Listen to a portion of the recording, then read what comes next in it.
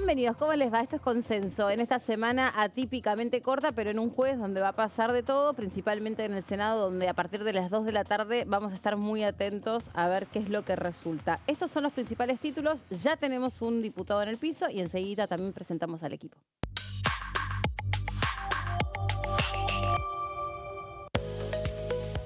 Proyecto de financiamiento universitario. El dictamen de la oposición logró un amplio consenso.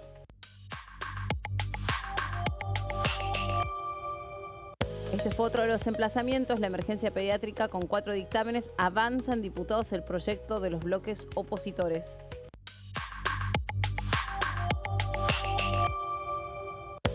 A partir de las 14, la atención puesta en el Senado de la Nación, a donde la oposición podría aprobar hasta 5 proyectos, entre ellos la reforma jubilatoria. Igual, el Poder Ejecutivo ya adelantó qué es lo que va a hacer en caso de que quede aprobada. Hola chicos, ¿cómo estás? Hola, ¿Cómo Caro. estás, Meli? ¿Cómo va? ¿Bien? Hola, Meli. Bien, va, con un Gonza? ojo en el Senado, claramente, viendo la definición de la sesión. Vamos a estar repasando después de la entrevista los temas que se van a tratar, pero está todo con pinzas porque no se sabe finalmente si se va a desdoblar, no se va a desdoblar, qué va a pasar con las mayorías, qué va a pasar con los gobernadores que están metidos en esos temas, ¿no? Y con el reglamento, ¿no? Que es Y lo con que el está reglamento, puesto así claro. como en discusión. Saludamos al diputado Castillo, que está con nosotros. Hola, diputado, ¿cómo le va? ¿Todo bien? ¿Qué cree que puede pasar en el Senado hoy? ¿Y en qué clima se va a desarrollar? He leído esta los diarios sesión? hasta ahora que parece que un sector de los gobernadores no daría el aval a los proyectos que salieron de acá de diputados previamente, que son los de aumento jubilatorio, moratoria jubilatoria y emergencia en discapacidad, lo cual me parece una vergüenza porque son temas que tienen que salir ya, ¿no? Venimos atrasadísimos con eso, los jubilados siguen cobrando ingresos de hambre, la gente no se puede jubilar porque no está la moratoria y la emergencia en discapacidad. Bajemos acá, hablen con la gente del colectivo en discapacidad y van a ver las angustias que padecen las familias, los discapacitados, los profesionales que los acompañan, que tratan con ellos, y bueno, y que después resuelvan, porque la situación es verdaderamente urgente, acuciante, y no se puede esperar un día más sin que esté sancionada esta ley, ¿no? El gobierno ya adelantó que todos esos proyectos van a ser vetados porque en realidad amenazan con el déficit fiscal, con el equilibrio fiscal. Bueno, el gobierno es totalmente discrecional en esto, porque mientras le da plata a la CIDE o le da exención impositivas a Galperín, acá ataca a los jubilados y a los discapacitados. Entonces, acá hay plata para lo que el gobierno quiere y no hay plata para lo que no quiere. Es el recorte en los sectores más vulnerables, que es lo que viene haciendo desde un principio, pero ahora hay mucha más bronca, porque esto se viene acumulando cada vez más y bueno, y creo que hay una presión social también, ¿no? Si hiciésemos un plebiscito, la gran mayoría de toda la población está a favor de estas leyes, ¿no? Cristian, acaban de dictaminar el martes el tema presupuesto universitario que lo desarrolló Gonza en el bloque anterior y el tema de la emergencia en el Garrahan. ¿Qué va a pasar con eso? Ya están pensando, imagino, después del receso invernal, pero ¿qué panorama le ves a esos temas? Mirá, yo creo que deberían haber sido tratados inmediatamente, ¿no? Yo pregunté en los plenarios de comisión y te dicen, bueno, hay muchos diputados que se toman vacaciones. A mí, la verdad, con la urgencia que tenemos en las universidades y en el tema del Garrahan, vení 2 días, tomate un avión, vení, volvete, si querés ir de vacaciones. Sí. Pero no, me parece que son temas que deberían haber sido tratados hoy mismo. Dictaminamos martes, podríamos haber sesionado hoy o la semana que viene. Como mínimo, creo que se va a última semana de julio. Me parece que van a tener una mayoría muy amplia. Nosotros presentamos dictamen propio en los 2 temas desde la izquierda, pero obviamente vamos a acompañar el dictamen mayoritario Claro. igualmente en la votación. Quisimos marcar puntos que no tenían por ahí los dictámenes de consenso para que queden registrados, para que estén, e insistiremos en la sesión a ver si algo se ¿Cómo puede... cuáles son los? Y bueno, en el tema universitario es una partida para que haya también una recomposición de lo que no nos dieron. O sea, se va a lograr, y en eso hemos conversado también para que esté, que efectivamente el aumento de salarios para docentes y no docentes sea taxativo, ¿no? Eso está en el artículo que finalmente se vota. Pero a partir de que sea aprobado. Y hay todo un montón de dinero que los docentes y no docentes no han recibido en este tiempo, que nosotros planteamos una partida especial. Retroactivo, digamos. Claro, el retroactivo, que se han incorporado los ad honorem también, que se haga un censo y haya una partida especial. el punto de ciencia y técnica, que también se actualice. Bueno, son algunos puntos que para nosotros eran importantes, que están en nuestro proyecto y los hemos planteado, y el tema de las obras sociales universitarias. Así que por lo menos para ponerlos en la agenda de debate, para que estén en la discusión, por eso hemos decidido mantener el dictamen para cuando se dé el tratamiento poder explicitarlos, más allá de, insisto, acompañar la ley que se vaya a votar. Son puntos que para ustedes, desde su óptica, quedaron afuera de lo que por lo menos fue el proyecto que formuló el Consejo Interuniversitario Nacional, ¿o ustedes también estaban en desacuerdo con algunos puntos de este proyecto interuniversitario? No, el Consejo del CIN, el proyecto del CIN tenía cosas que estaban bien, pero estaba por detrás de otros de los proyectos presentados, incluso por otros diputados. De hecho, el dictamen que hay no es una mera reproducción del proyecto del CIN. Tiene algunas cosas de lo del CIN y tiene algunas cosas que estaban en los otros dictámenes, como el elemento taxativo del aumento de los salarios para docentes y no docentes, ¿no? Que eso no quede a discrecionalidad posterior de un llamado del gobierno a no sé qué, sino que se aumentan a partir de la sanción de la ley. Al menos así es como quedó la redacción final del dictamen, lo cual me parece muy importante, porque yo como docente universitario lo digo, lo que están esperando docentes y no docentes. Sí, el año pasado tuvimos una crisis muy grande con el tema universitario, con los gastos de funcionamiento, ¿no? Fue como empezó la crisis ahí. Luego, con las movilizaciones, eso más o menos se equiparó, ahora está un poco abajo, pero no es donde hoy tenemos la crisis. Hoy la crisis está en la pérdida del poder de compra de los salarios. Ustedes calculen que un ayudante de primera, con dedicación simple, 15 años de antigüedad, no llega a los 250.000 pesos. Puede tener un poquito más en alguna facultad, pero es bajísimo. O sea, vas a dar clase ¿para qué? Para cobrar, tomás el café, te pagás el viaje y se acabó y no te queda un mango. Entonces, el deterioro de los salarios, que vino muy alto el año pasado, que el gobierno evitó que se recompongan con el veto, y siguió este año. No es que se paró ahí. Este año seguimos perdiendo. Tuvimos casi ningún mes hubo aumento, y los meses que hubo, muy por debajo de la inflación. Y si esto se da así en la docencia, imaginémonos en los trabajadores no docentes. Las categorías más bajas están claramente con salarios por debajo de la pobreza, casi en indigencia. Entonces, es una situación muy complicada, que está poniendo en peligro el comienzo de las clases el segundo cuatrimestre, y en varias universidades no se van a tomar exámenes, por ejemplo Córdoba. En Córdoba no se van a tomar exámenes ahora de julio a agosto, los que se hacen ahora en el receso, y se votó no empezar. Entonces, si esto no lo solucionamos, la situación es muy crítica. Cristian, ¿y eso cómo se vincula con la paritaria? O sea, ¿ustedes están fijando una pauta salarial? Estamos fijando una pauta salarial a ser refrendada o como piso para la negociación paritaria. Como piso, porque claro. como estamos en una situación perversa, no es que estamos en una situación normal, estamos en una situación donde el gobierno no se votó presupuesto. Sí. Entonces el gobierno se viene moviendo discrecionalmente, no llama directamente a la paritaria, etcétera. Entonces, si uno tiene que esperar, nos vamos a diciembre o enero en los ritmos. Entonces, el aumento hay que darlo ya, y por eso fue la discusión que tuvimos, taxativo, obviamente como piso para la negociación paritaria, sin quitarle ninguna prerrogativa a los gremios en ese sentido, que dictaminen. Pero acá hay un retraso que además el gobierno sostuvo con un veto el año pasado, que se impuso por muy poquito, porque el veto fue 4 votos que votaban al revés y caía el veto. La diferencia fue abismal, 159 en contra del veto, 85 a favor del veto. Pero como es muy antidemocrático lo que está consagrado en la Constitución para revertir el veto, bueno, el veto se sostuvo. Ahora, no sé si el gobierno llega hoy a esos votos. No sé. Y creo que además, si es que todavía tenemos que votar el proyecto, que vaya al Senado, sea aprobado, y si el gobierno veta, creo que hay que hacer una mega movilización contra todos los vetos de todos los sectores afectados, para que se escuche también otra voz, porque uno está en las sesiones y ve en los pasillos a los funcionarios del gobierno. Y si no está la calle del otro lado, lo único que presiona son los funcionarios del gobierno, que vienen, melonean, gastan teléfono llamando a los diputados, a los gobernadores. Bueno, pero del otro lado la calle, que hable, ¿no?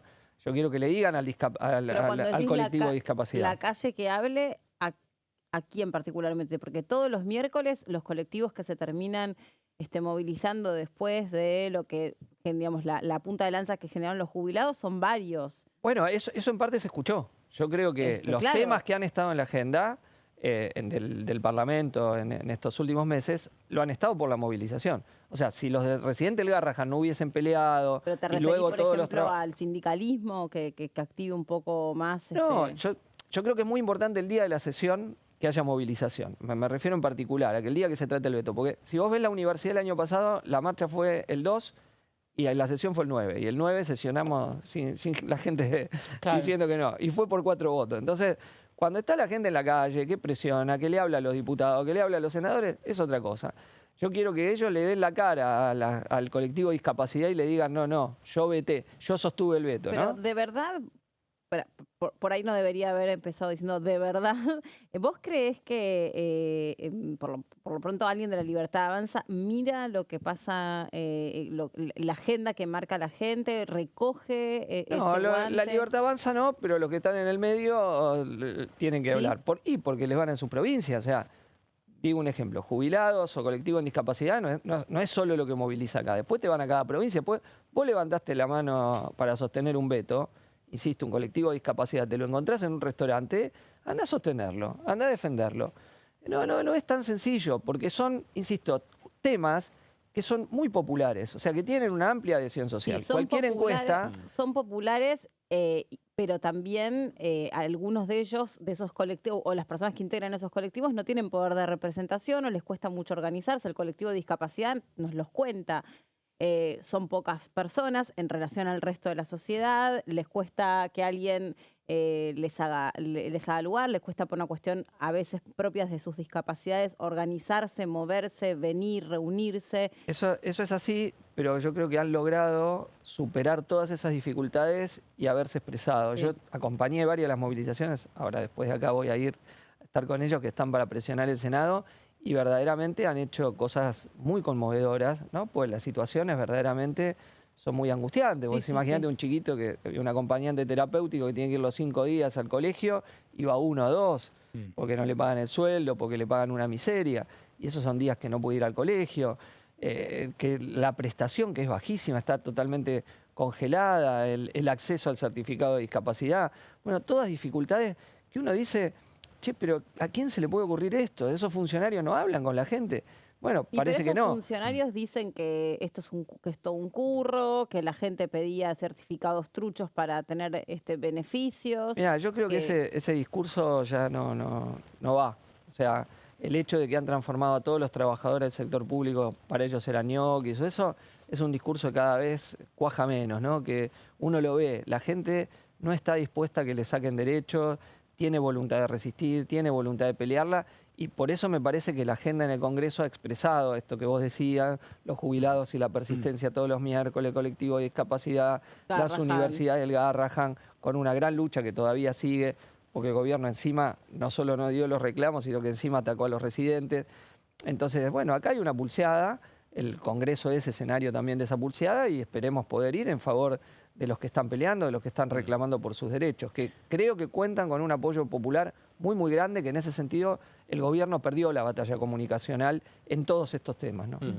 Ahora, esta pregunta se la quiero hacer a Cristian Chipi Castillo, docente, porque en épocas en las cuales, y creo que por buena fortuna, se habla y mucho y se remarca el trabajo de los residentes en el Hospital Garrahan, también está bueno remarcar desde una experiencia propia como la de usted, el trabajo y el camino hacia lo que es una docencia siendo titular, por ejemplo, no de una cátedra, o ponerse frente a un aula, digo, porque si hablamos de dinero, de lo que cobran los trabajadores docentes y demás, hablamos de distintas categorías, dentro de las categorías hay grados, es decir, arranca desde el auxiliar primario, creo que ese, o el principal, no recuerdo exactamente el nombre, pero está bueno también entender cómo es ese recorrido y si nos querés contar cómo fue tu experiencia, porque hay un gran trabajo también de los demás de abajo, los que tienen menor categoría y los que hoy están en este número por debajo de la línea de pobreza. Bueno, yo hice toda esa trayectoria. Empecé en 1989, cuando estaba en tercer año de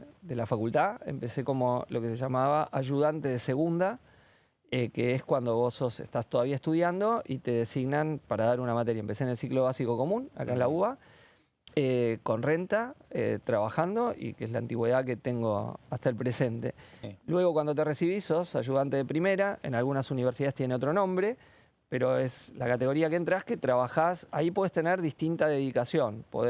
La mayoría es con dedicación simple. O sea, trabajás una vez por semana, vas a dar clase, o 2 veces por semana. En el CBC es 2 veces por semana. En otras facultades es una vez por semana. Vas a trabajar, tenés una comisión a cargo, podés tener 20, 30, 40, 50 alumnos, dependen, en el CBC en realidad las comisiones eran de 80, 90 Sí, estudiantes, te iba a decir eso. que tenías más o menos. En las facultades tienden a ser un poco más chicas, pero depende de las facultades. Bueno, después si te mantenés, conseguís concursar, tener el concurso en el cargo, después podés pasar a jefe de trabajos prácticos y luego entras en la categoría profesor, que son adjuntos, asociados o titulares. En este caso, la categoría en que me desempeño actualmente. Soy asociado en la UBA y titular en la Universidad Nacional de La Plata. Así que he pasado por todo el escalafón. Cuando vos, en el cargo que más podés cobrar sin antigüedad es 1 millón de pesos. O sea, si hoy vos en día tenés una designación como profesor, suponete adjunto, sin antigüedad, cobrás 1 millón de pesos exclusiva. Ahora, cuando tenés muchos años, acumulás antigüedad que puede ir hasta el 100% de tu ingreso. Pero es el cargo en sí mismo es 1 millón de pesos. Un docente podría, digamos, un sueldo de un docente podría diferenciarse en 2 millones de pesos. Si tenés el tope de la antigüedad, puede ser un poquito más en algún caso, pero el máximo de calificación a cargo de todo, eso es lo máximo. Que pasan apenas la canasta básica. Claro, claro, no. Por eso son muy bajos los sueldos universitarios. Han tenido un derrumbe que venía desde el 2015, si lo vemos, pero muy en particular de diciembre del 2023. Se han derrumbado los salarios universitarios. ¿Y eso qué te lleva? Digo, la mayoría de todas las designaciones son simples. O sea, estamos hablando, los que en realidad cobran un poquito más, es un porcentaje muy bajo, menos del 20% en general en cada universidad. Entonces vos, insisto, tenés una situación muy complicada que ha llevado a que haya gente que renuncie. Y tenés un problema específico que son los colegios preuniversitarios, donde ahí tenés el régimen es el de los docentes, todos los secundarios, pero con una grilla salarial que depende de la universidad. Entonces han quedado atrás. Se cobra menos en un colegio preuniversitario que en un colegio que depende de una jurisdicción provincial. Y bueno, y ahí tenés un punto de crisis grande, ¿no? Muy importante, porque dejan de dar clase. O tenés los equipos de investigación que se te desmantelan. Y la situación, que no necesariamente está ligada a la universidad, pero sí de todo el sistema científico-tecnológico, que es brutal la caída también. Y no es fácil formar un equipo de investigación, ni en ciencias naturales, ni en ciencias físicas, ni en matemática, ni en ciencias sociales. Y bueno, la política del gobierno, como no ha podido avanzar en la privatización o el arancelamiento, y en eso tuvo que cambiar el discurso producto de las grandes movilizaciones que hubo el año pasado, es el vaciamiento económico. Es lo mismo que hacen la salud pública, lo hacen la educación. Te la desfinancia para que quienes están trabajando ahí no se puedan mantener y se vayan. Entonces vos vas a ver que hay a veces el 10% del plantel de una disciplina determinada renuncia o se va una parte de los médicos del Garrahan. Bueno, que daban ellos el dato de la cantidad de profesionales, creo que 200, que se han ido en los últimos años, ¿no? Sí. Gracias por haber venido. No, muchas gracias a ustedes. Buenas tardes. Vamos a compartir ahora la palabra de Juliano porque, como decía Caro, finalmente se reunieron las comisiones para ayer avanzar con los proyectos. Uno de ellos es emergencia pediátrica y esto decía. La verdad que hoy es un día importantísimo para el Congreso porque la voluntad política demuestra que se puede abrir una comisión, que podemos sentar a sus autoridades y podemos emprender o continuar la marcha, como bien se dijo acá, como se hizo bien en la Comisión de Familia, como se hizo muy bien en la Comisión de Acción Social y Salud, porque hay espacios del Congreso que están siendo receptivos de una demanda que es clarísima. Ya si a esta altura de la conversación tenemos que seguir explicando qué significa el Garrahan, qué significa el pedido de estos profesionales que son orgullo de nuestro país y que están acá prácticamente de rodillas implorando que este Congreso pueda destrabar esta conversación, la verdad que no sé qué nos queda como sociedad. Si a esta altura de la conversación tenemos que seguir explicando cuál es el servicio que presta el Garrahan, evidentemente estamos en una discusión entre mudos y sordos y lo peor de todo es de ciegos que no quieren ver las atrocidades que están queriendo cometer con una institución que nos tiene que llenar de orgullo. Y como dije en su momento en la comisión que formo parte de Acción Social y Salud, hago un llamado a todos los gobernadores que cuando los chicos del interior vienen a atenderse, acá no se pregunta si votaron a La Libertad Avanza, si votaron por Unión por la Patria, si vienen del norte, si vienen del sur o si vienen del este de nuestro país. Estos profesionales que están acá tienen que ser el orgullo de toda la Argentina, merecen nuestra protección, nuestro cuidado y nuestro amparo en este boceto, en este bosquejo que hoy queremos firmar. Porque la verdad que en el medio de la discusión que el gobierno avance en la precarización de los residentes es otro golpe más sobre el Garrahan, que no vamos a permitir. Por eso celebro la iniciativa de un grupo de diputados y diputadas que incorpora un artículo que establece retrotraer la resolución que condena a los residentes a condiciones deplorables, porque el Garrahan se puede seguir destrozando. Es decir, el gobierno lo va a seguir desmantelando y requiere de un compromiso político de parte de todos nosotros. Desde nuestro bloque Democracia para Siempre, tanto nos toque presidir o ser secretarios en cabeza de nuestra diputada Carla Carrizo, no importa el lugar que nos sienten en la mesa, hoy vinimos acá muy contentos de destrabar, de sacarle la llave de la Comisión de Presupuesto a usted, presidente, para que hoy pudiéramos dictaminar en favor del Garrahan. Gracias. A la palabra de Juliano sobre el tema del Garrahan que tanto vienen exponiendo y contando los propios médicos. De hecho, estaban presentes también ayer antes de ayer, claro, en la comisión.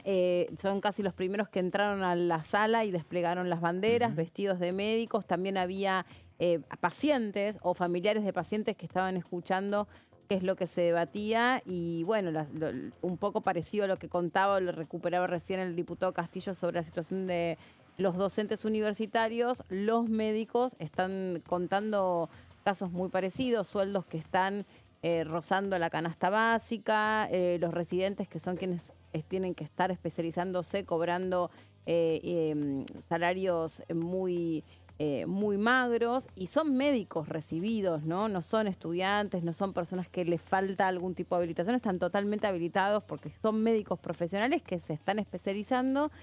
Y también algo que veníamos mencionando, que hoy por hoy la ciencia también está avanzando fuertemente en la medicina y son médicos que están muchas horas trabajando para poder cubrir sus necesidades y por ahí nos están actualizando todo lo que debieran o lo que se requiere para estar a la altura de lo que terminan viendo o atendiendo en un hospital tan pero tan importante en el Garrahan. También lo que presentaron fueron estadísticas sobre cantidades de pacientes que se atienden en relación a las provincias a las que pertenecen, porque algunos quisieron decir que era un tema que le competía solamente a la Ciudad de Buenos Aires.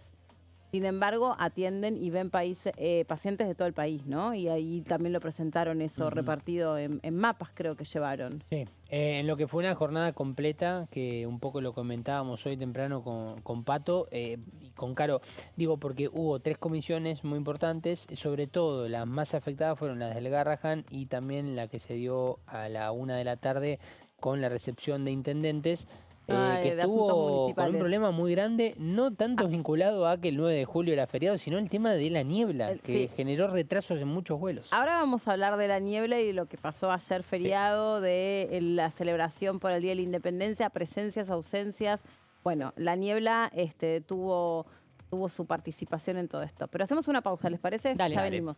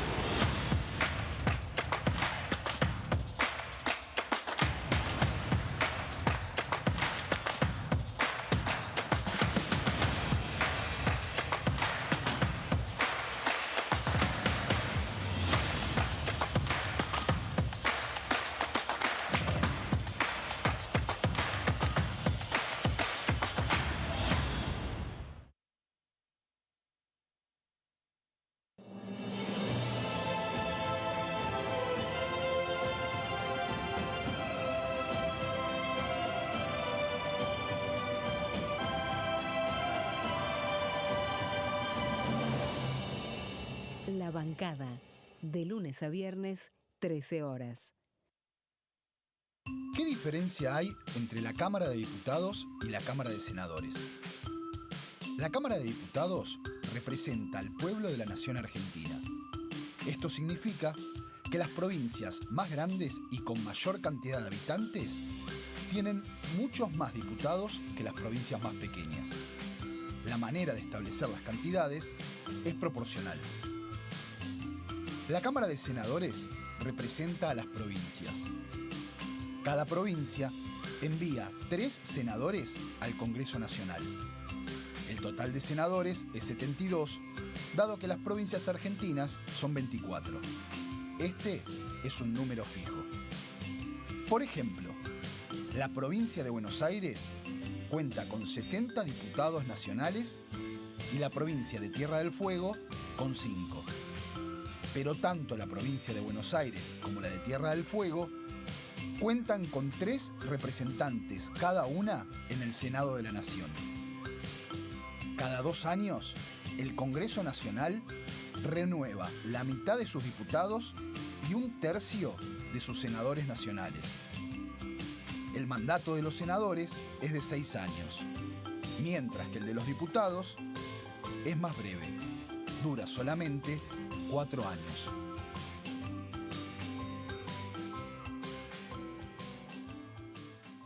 Dengue, Zika y chikungunya. Presta atención a estos síntomas. Si tenés fiebre alta, 38 o más, de 2 a 7 días de duración y dolor de cabeza, en especial detrás de los ojos, muscular y de las articulaciones, diarrea, dolor abdominal, náuseas y o vómitos, malestar general, cansancio, decaimiento, erupción en la piel, sangrado en nariz, encías u otras partes del cuerpo, no te automediques. Toma mucho líquido, usa repelente y acércate a un centro de salud.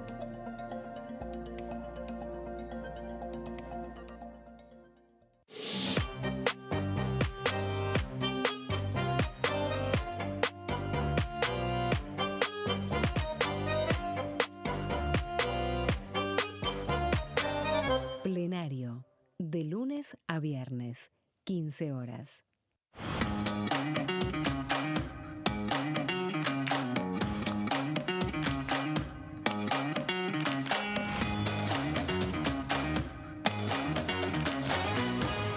Pasos perdidos, de lunes a viernes, 16:30 horas. Las sesiones son el espacio donde los diputados debaten proyectos de ley para su aprobación, modificación o desaprobación. En una misma sesión se pueden tratar varios proyectos de ley. Desde el 1 de marzo, cuando el presidente las inaugura, se desarrolla el periodo de sesiones ordinarias. Entre el 1 de diciembre y el 28 de febrero se extiende el periodo de sesiones extraordinarias que solo pueden ser realizadas a pedido del presidente de la Nación. En el recinto, el bloque oficialista se dispone a la derecha del presidente de la Cámara, el bloque opositor mayoritario a la izquierda y en el centro los bloques con menos cantidad de integrantes.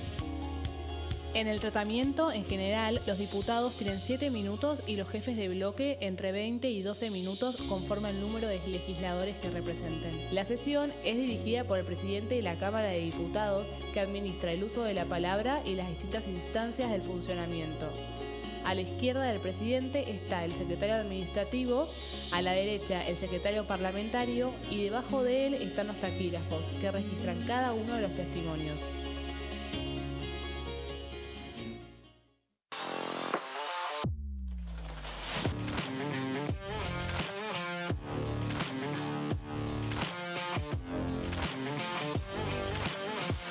Orden del día, de lunes a viernes, 11 horas.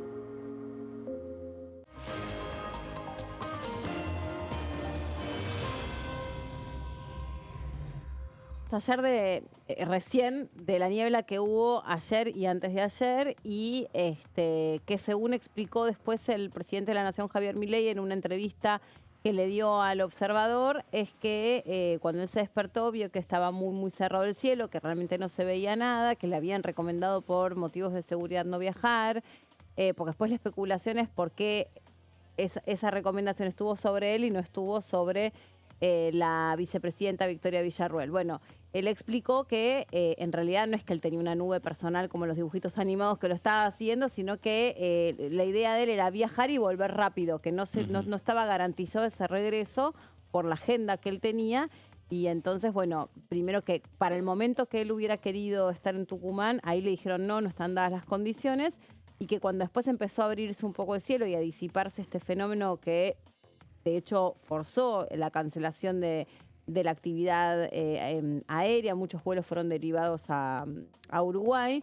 Bueno, después cuando la cosa mejoró un poquito, que siguió como con la intención de poder viajar a Tucumán, finalmente no estaba, en Tucumán también estaba complicado la visibilidad aérea, entonces no estaba garantizado el regreso y es por eso que él dijo que no. Bueno, algunos también dicen que analizan que en realidad no tenía que ver tanto con el fenómeno climatológico, sino con el fenómeno político, ¿no? El clima político. Claro, recordemos que esto se iba a dar en el marco no solamente de un nuevo aniversario del Día de la Independencia en la República Argentina, sino además en el contexto de lo que iba a ser un año que se iba a cumplir del Pacto de Mayo. Claro. En una imagen donde, recordemos, hubo 18 gobernadores que estuvieron acompañando en esa misma provincia, en Tucumán, al presidente Javier Milei, y en esta ocasión, al menos, hasta lo que se sabía en la previa, quien iba a estar en la foto seguramente era Osvaldo Jaldo, por ser el gobernador de la provincia de Tucumán. El local, el anfitrión. Pero después la foto con los gobernadores, bueno, tal vez iba a estar con un número menor.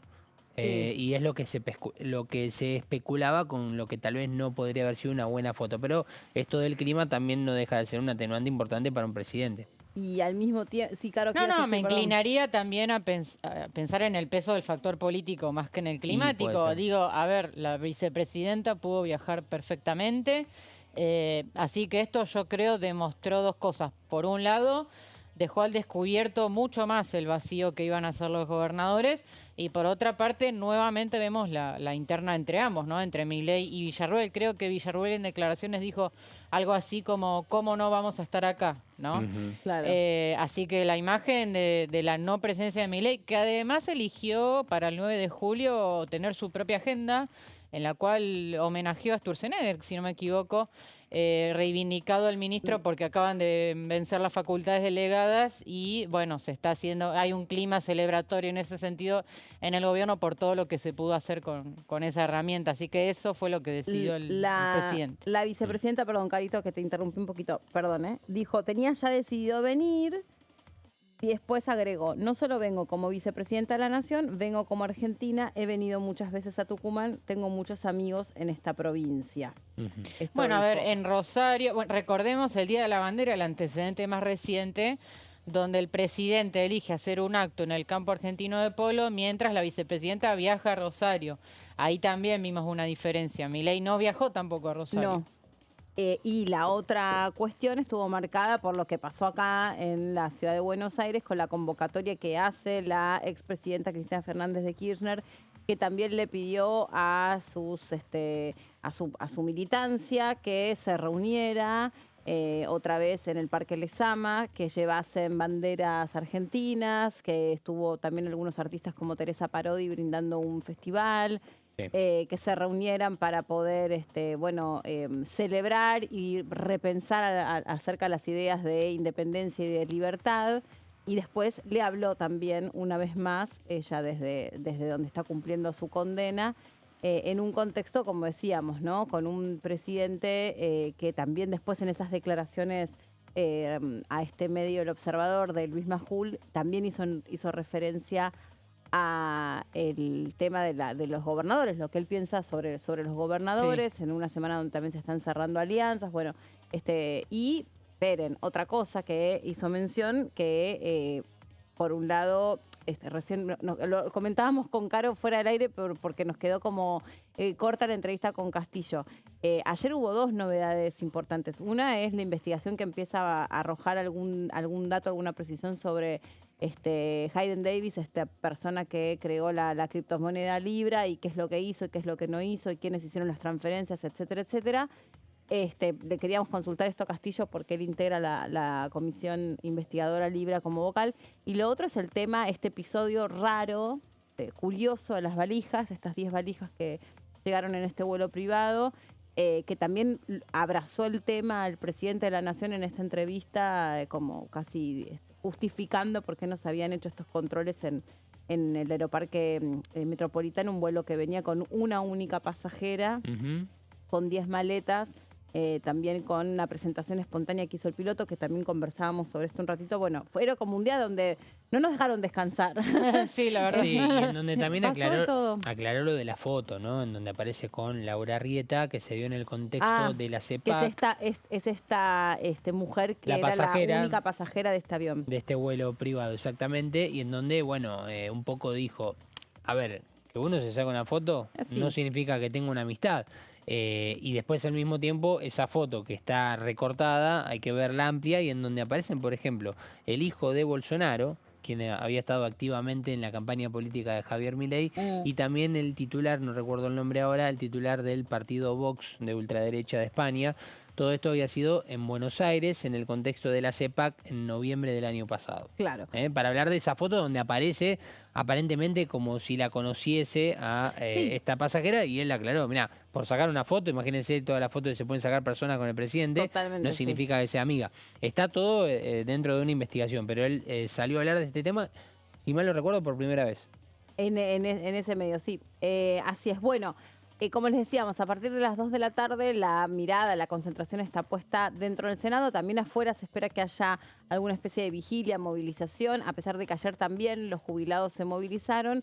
Y esto tiene que ver porque hay 5 leyes que van a intentar debatirse en el recinto, en realidad proyectos, pero algunos de ellos tienen media sanción de diputados, con temas que recién repasábamos con el diputado Castillo, que pueden convertirse en ley. Exacto, Meli, lo que traje es un punteo justamente de todos los temas que se van a tratar en la sesión del día de hoy en el Senado, pero con una salvedad. Esto se está definiendo, si es que no se terminó de definir ya, en la labor parlamentaria del Senado, donde hay una discusión muy fuerte porque los gobernadores están decididos a ir por una de las patas de esta sesión, pero no tanto por otra. Y ahora lo vamos a detallar. ¿Te puedo decir algo? Capaz que yo tengo probablemente la imprecisión al lado de Caro. Es muy fácil ser impreciso al lado de Caro. Pero yo leí que ni siquiera labor parlamentaria había habido. Como que hubo una reunión, pero que no hubo específicamente ¿Vos decís en el día de hoy? No, eso fue... No, la del martes no fue labor parlamentaria, fue una reunión informal. Si te referís a esa, la idea era que hoy hubiera labor, pero estábamos al aire, por lo tanto no tuve información al respecto. Está bien. Pero sí es necesario porque no hay plan de labor, porque... como es una sesión ordinaria, no estamos acostumbrados acá, pero existen las sesiones ordinarias que se pueden hacer miércoles o jueves en el Senado. Se está definiendo el formato que va a tener la sesión. Está bien. Porque se habla de la posibilidad de un cuarto intermedio, digo, había muchas opciones sobre la mesa. Por la cantidad de temas, ¿no? Sí, y que algunos proyectos volvieran a comisión, ojo con eso, porque hay una discusión reglamentaria muy fuerte sobre la validez de algunos dictámenes, Meli. Vamos punto por punto, si te parece. En la primera placa repasaba el horario de la sesión, 14 horas. Villarruel va a estar presente, si hay quórum, todo indica que sí, que va a haber quórum, va a presidir la sesión, y todo esto, por supuesto, bajo amenaza de veto, algo ya conocido por parte del presidente Javier Milei. Vamos punto por punto, vamos a la próxima placa. En primer lugar, temas jubilatorios, y acá voy a hacer este primer paréntesis. La novedad que tuvimos en el día de ayer es que los gobernadores de la ex alianza Juntos por el Cambio, es decir, gobernadores del PRO y de la UCR, que hasta el momento se habían mantenido más cerca del gobierno nacional, en este caso no están acompañando los proyectos de jubilaciones, porque acá sí hacen la salvedad de decir esto genera un agujero fiscal. Entonces, hay dudas respecto de qué va a pasar con el tema jubilatorio.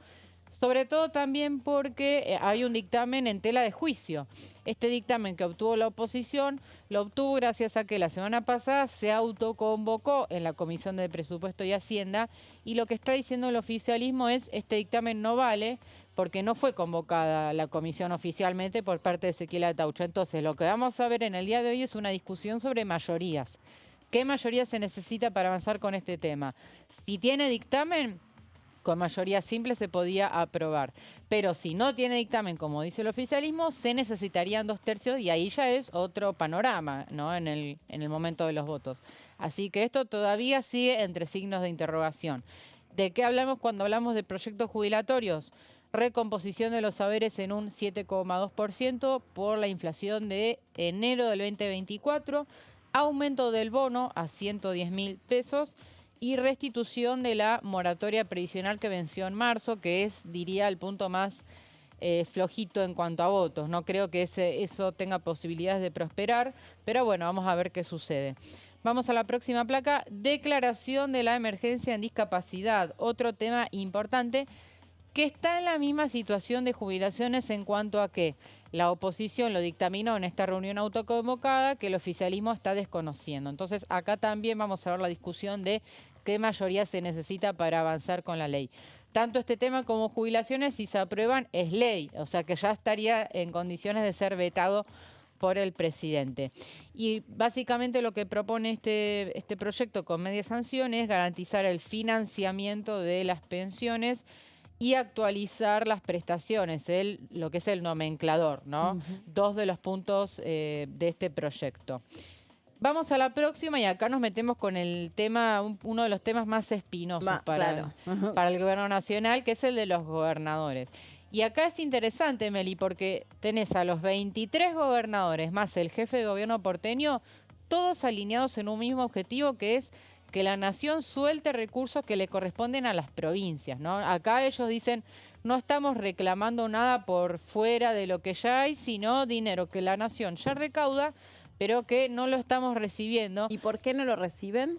Porque el mecanismo está puesto de determinada manera que la nación los retiene, los confisca, dicen ellos, estos fondos.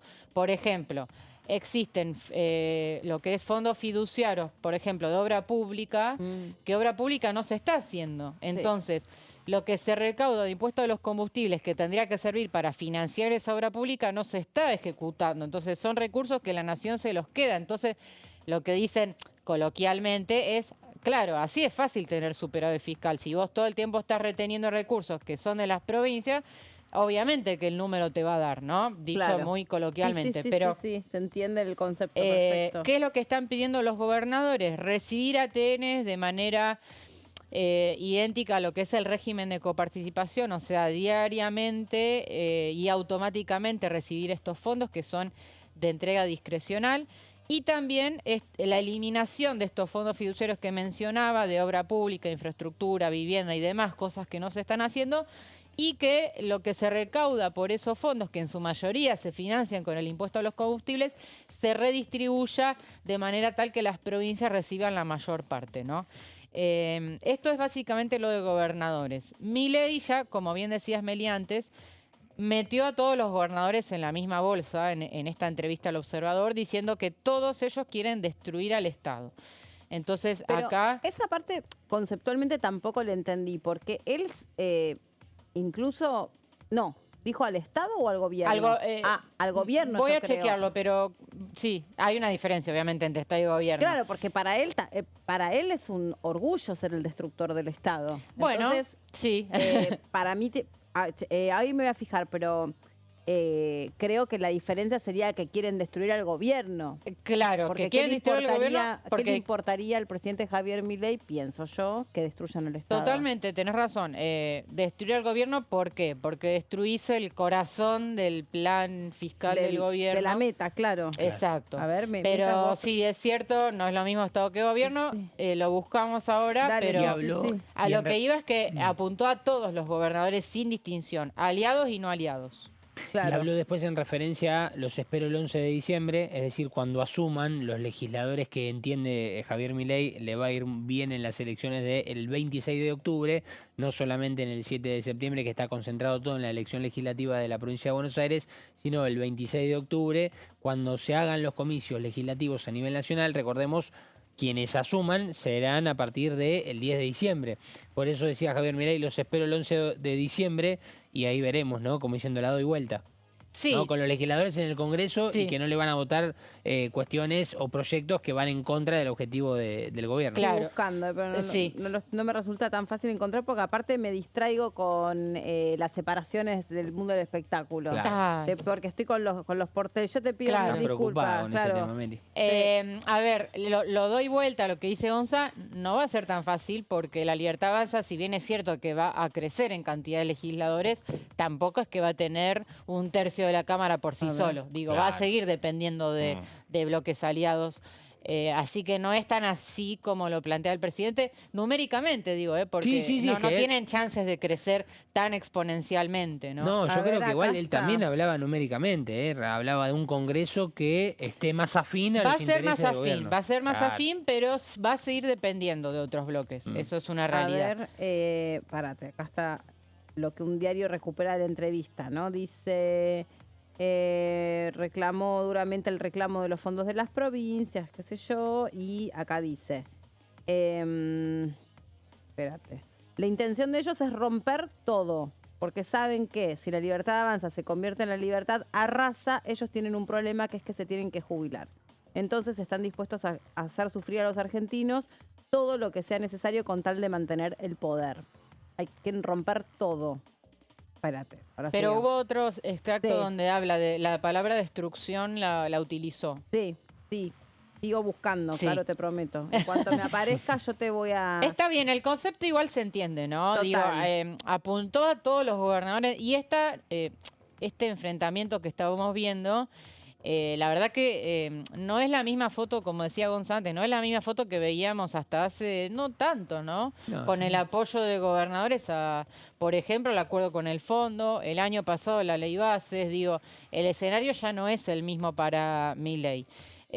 Insisto, los gobernadores están abroquelados en defensa de sus proyectos. Quieren destruir al gobierno nacional. Perfecto. Al gobierno.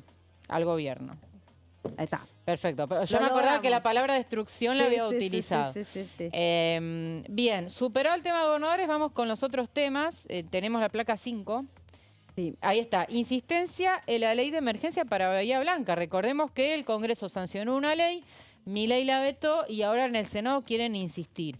¿Qué es lo que decía esta ley? Que creaba un fondo especial de 200.000 millones de pesos para reconstruir la ciudad y además preveía subsidios para los afectados. Pero recordemos que el Ejecutivo ya por sí solo ya había destinado ayuda extraordinaria a Bahía Blanca por las inundaciones, entonces ellos consideran que con eso ya es suficiente y que no es necesario esta ley que implicaría aún erogaciones mayores, ¿no? Así que vamos a ver si llegan a los 2 tercios, digamos, para insistir con la ley. Y por último, el tema YPF. También se va a tratar este tema que tuvo novedades importantes la semana pasada cuando la justicia de Estados Unidos dispuso que el país tiene que entregar el 51% de las acciones a los fondos que habían reclamado, a los fondos demandantes. Bueno, acá lo que se busca tanto en diputados como en Senado, en las 2 cámaras están en esa sintonía, es ratificar lo que ya dice la ley de expropiación de 2012, que es que para que la Argentina, para que se puedan transferir acciones de YPF, se necesita el aval del Congreso por una ley que sea sancionada por 2 tercios de los votos. Entonces, lo que dicen es la jueza Presca está violando una ley argentina que dice que es el Congreso el que dispone la transferencia de acciones y por una mayoría agravada. Entonces, lo que se busca es acá ratificar lo que decía esa ley. En definitiva, Meli, sesión de alto voltaje político, mucha expectativa. Sí. La Casa Rosada mirando con detenimiento lo que pasa en el Senado. También leí que hubo una reunión de gabinete recién, ¿viste? Mientras buscaba Sí. el rápido el textual, que había una reunión de gabinete previo a esta sesión. Reuniones a toda hora, en todo momento, tanto en Rosada como acá en el Senado, Sí. viendo qué pasa con todos los temas, porque la verdad que son todos temas importantes en sí mismos, ¿no? Sí.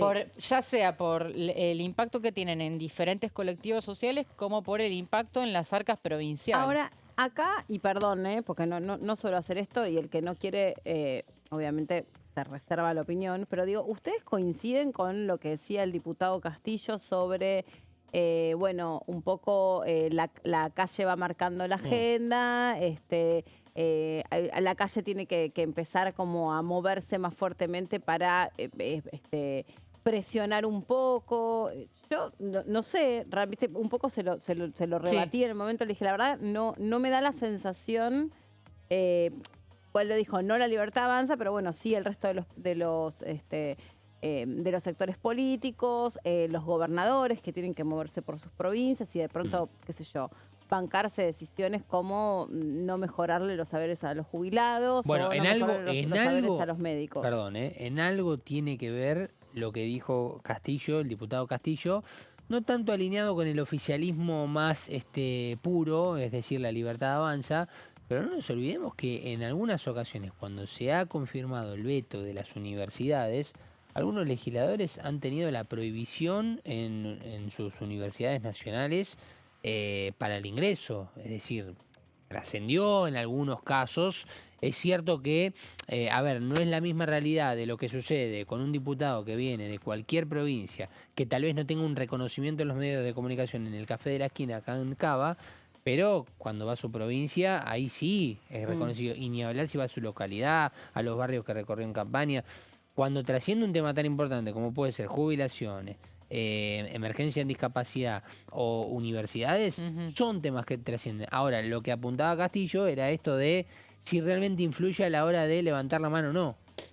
Lo que remarcó Castillo es que la necesidad de que la movilización sea el mismo día de la sesión, ¿no? Claro. Eso yo le entendí. Sí, como claro. Sí. si Eso se realiza una semana antes, la verdad que no tiene el mismo impacto que si en el mismo momento están sesionando y sienten esa presión de la calle. Y también marcó que gracias a las 2 movilizaciones que hubo de universidades, se aumentaron los gastos de funcionamiento. Es cierto que todavía no están al día, pero que algo se logró, ¿no? Sí, en ese caso sí. Ahora también, viste, un poco cuando vos hablás con otros colectivos que se movilizan, no es tan fácil, digamos. No es que no haya la voluntad o la necesidad, si querés, para ser más precisa, sino que les cuesta mucho quedar organizados. ¿Se acuerdan en su momento?